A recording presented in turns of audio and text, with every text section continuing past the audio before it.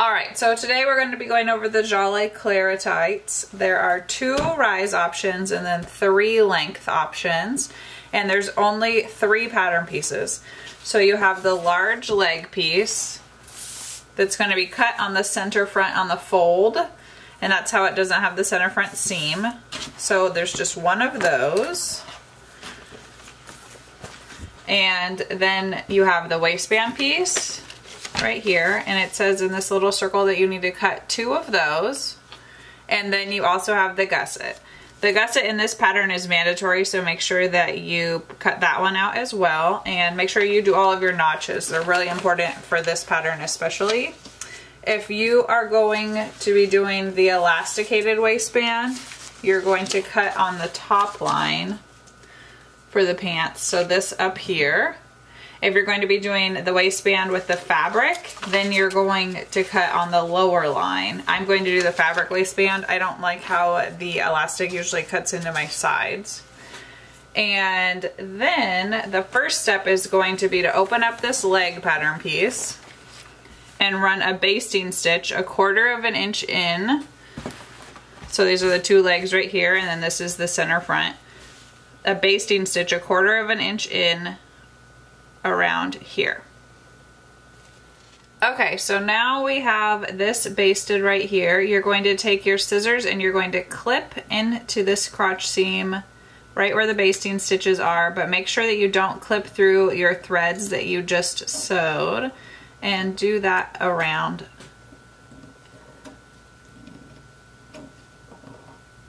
All right.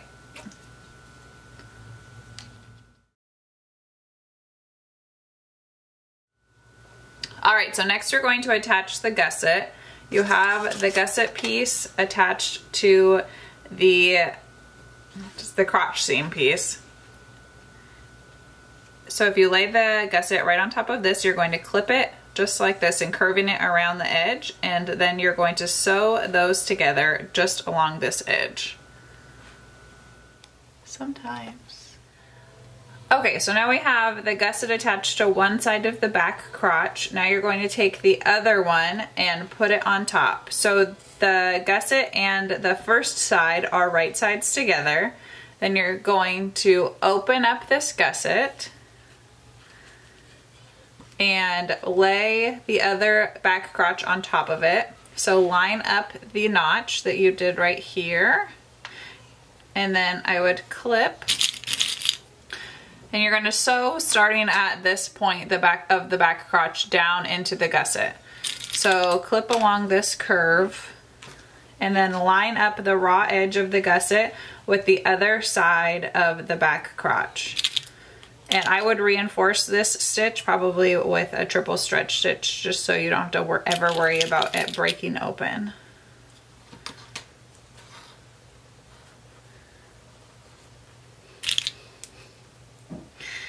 Alright, so go ahead and stitch this right here. Okay, so now the gusset is sewn to the pants on both sides, and we have to top stitch with a zigzag stitch, so going down on this side of the gusset and going back up on the other side.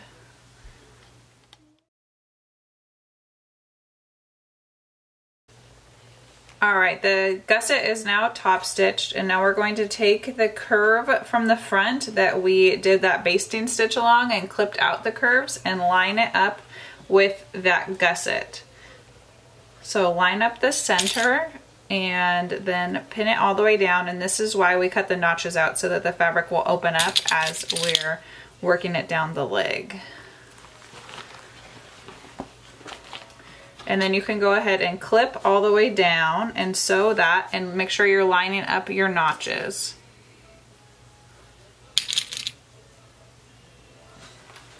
And you can go ahead and do that on both sides.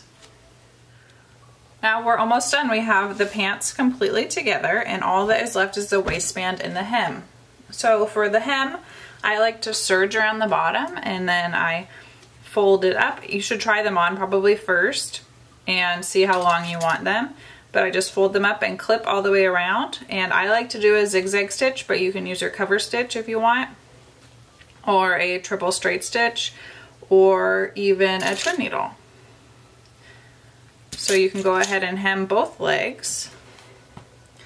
And then for the waistband, you're going to take the 2 waistband pieces and put them wrong sides together.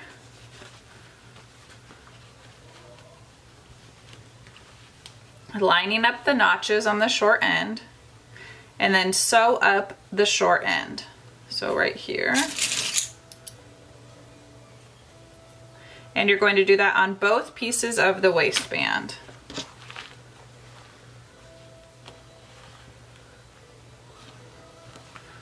So line up the notch, clip those together, and sew. All right, now we have the short end of those waistbands sewn up. You're going to turn one right side out. And then with the right sides together, you're going to put the one that's right side out inside of the other one. And then pin it all the way around. And this is the step where you're going to attach the elastic if you want to. So the elastic is just going to be sewn along this top edge right here. I don't do elastic in mine, so I will not be doing that, but it's easy enough just to put it in with the seam. All right, so we'll clip all the way around the top, and then you're going to sew this part together. All right, so go ahead and sew around here and include the elastic if you're wanting to use elastic. All right, so this is the last step. We have the waistband pieces put together. Now you're going to turn them so the right side is facing out. And then you're going to mark the quarter points. So you have one of them where that back seam is going to be. So you can go ahead and put a clip there. And then you need to mark the center front. So you can put a clip there, and the waistband has wrong sides together. Then matching up those 2 clips, you have the left and the right side. So go ahead and mark those as well. And then you're going, and there's also notches there. So that is a good indication of the other quarter point. So you are going to take this waistband and slide it inside of the pants that you already made and line up those quarter points with the quarter points of the pants. So we take the pants and then take the center back, which is where that seam is that we made, and line those up, and then go ahead and clip those together, and then do the same thing for the other 3 points. Here's the center front, so we'll put those together, and then the left and the right side, you can match up the notches. And then you're going to sew around the top of this, and I would definitely reinforce this stitch. It'll make it a lot longer lasting. And you can add some more clips in between those ones if you want as well.